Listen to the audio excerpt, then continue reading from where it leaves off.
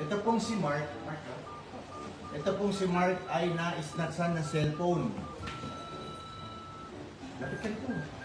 Para makita ka. Lapit ka dito. Ito pong si Mark ay na-snatchan ng cellphone.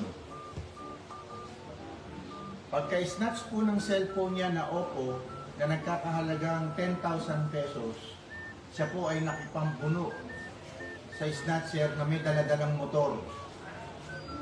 Nung naagaw po ang cellphone niya, tumakbo po yung snatcher, abang naagaw naman niya yung susi at tinakbo naman niya yung motor ng snatcher. Yan po ang problema ngayon na tinatapak namin ngayon kung paano po ito. Napakapambihirang kaso po nito dahil ito po ay nangyayari lamang sa TikTok. Nanonood ka ba ng TikTok? Nanonood daw siya ng TikTok. Kaya napanood niya sa TikTok po yung ganitong klase kung paano kumounter sa snatcher. Pagka-snatch po ng cellphone niya, nakipagbuno siya, nakuha naman niya yung susi. Nung nakuha niya yung susi, tumakbo yung snatcher, dala yung cellphone niya.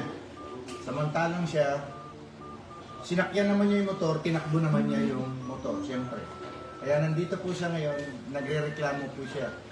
Dahil yung cellphone niya, tinakbo ng snatcher, tapos siya naman yung motor ng snatcher, tinakbo niya dito. Kaya ito po ay papalo